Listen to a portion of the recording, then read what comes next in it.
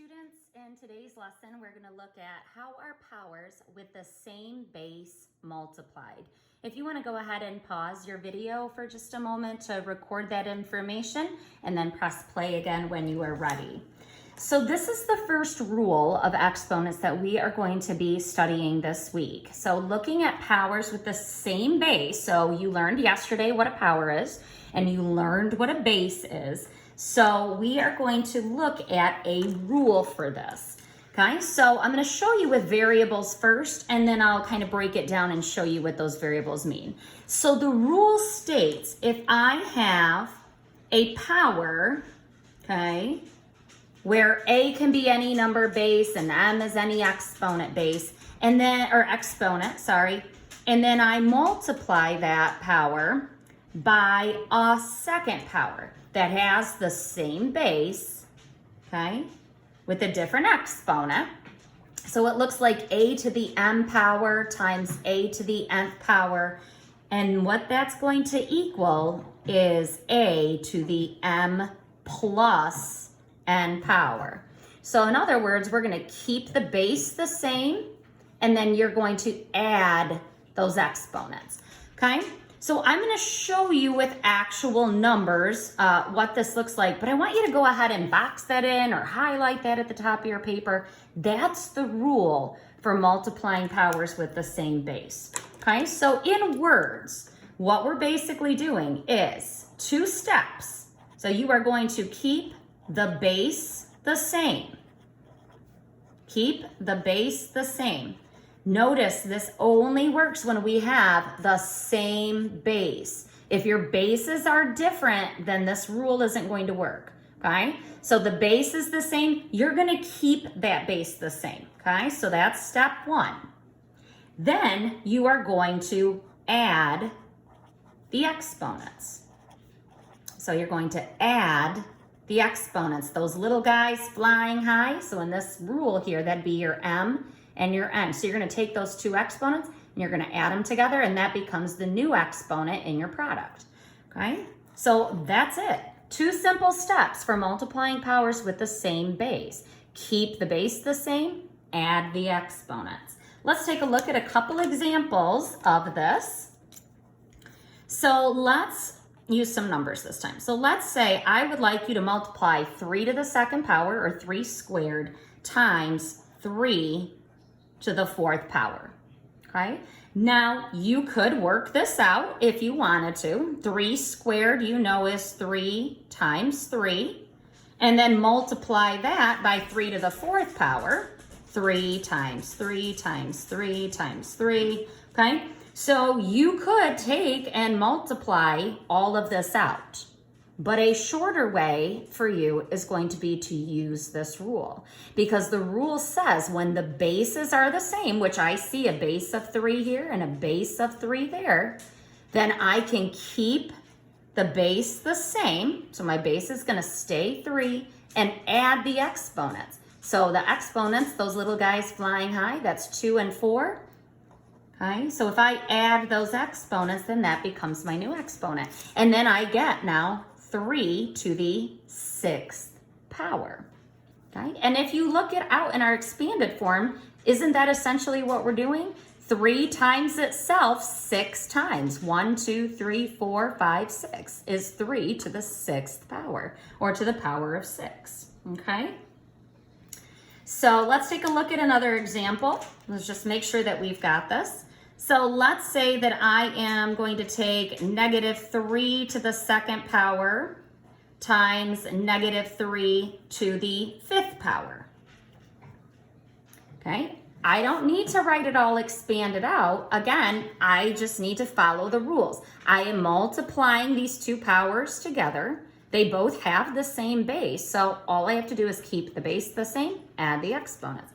So because my base started as a negative 3, make sure when you keep that base, you're keeping it in parentheses. And we talked in the last lesson about the importance of those parentheses and paying attention to whether you have parentheses around that negative or not. And in this case, we do. So we want to make sure we rewrite it there as well. And then add your exponents. So 2 plus 5 So then your final answer, -3 to the 7th power. Okay, and then we looked yesterday at how you can expand that, okay, and simplify that out. So -3 times itself 7 times, okay, and then you can work that out to get your simplified form, okay? So let's take a look.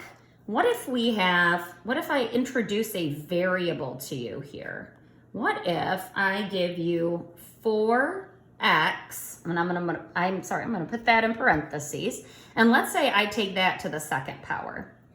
And then I multiply that again by a base of 4x to we'll go with the 2nd power again. Okay, so the difference here now is I have both a constant and a variable as my base. Okay, they're in parentheses, so that means I'm squaring both of these, okay, the variable and the constant in the parentheses there.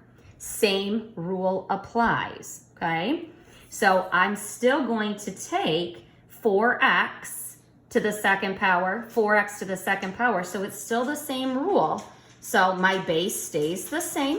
I still have a base of 4x, and then add your exponents, so that'd be 4x to the 4th power, okay?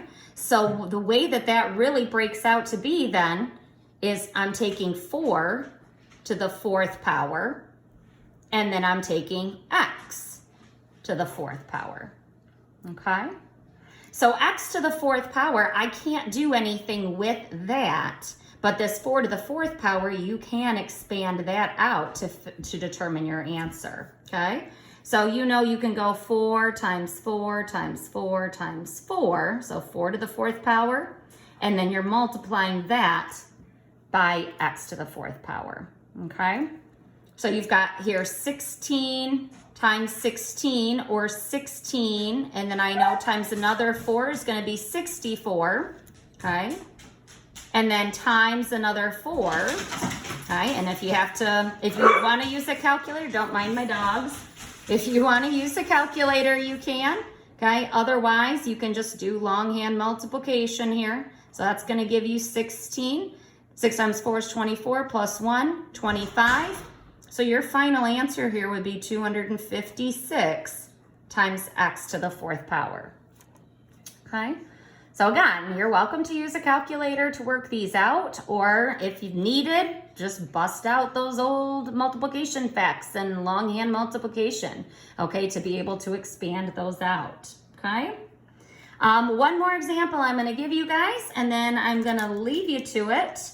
So one final example, what if you have a problem that looks something like this? X squared times y to the 1st power times x cubed times y to the 4th power.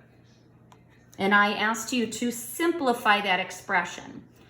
You are still multiplying powers that have the same base, except now we have 2 different bases. So what I would do is almost treat it like you are collecting like terms. So I see here an x squared, and then I see the same base of x here, x cubed. So I know that I can go ahead and multiply those together, okay? And what that's going to give me then is keep the base the same, right? X, add your exponents. 2 plus 3 is going to give me x to the 5th power. Then you go through and do the same with your y's. So I have y to the 1st power here, and then I've got a y to the 4th power there. I have the same base of y. I'm multiplying them together, okay? So I can go ahead and join those together, okay? So that would be y, so keep your base the same, add your exponents. 1 plus 4 would be 5. So your final answer would be x to the 5th, and then if you want to put that multiplication back in there, you can, or you don't have to. If it's side by side, it's understood that it's multiplied. X to the 5th power times y to the 5th power. And that's your final answer. You cannot multiply these together because the bases are not the same. Okay, so this would be your final answer. Okay? If you guys have any questions on this, as always, be sure to email your teacher. Otherwise, I will see you later for the next exponent rule. Bye.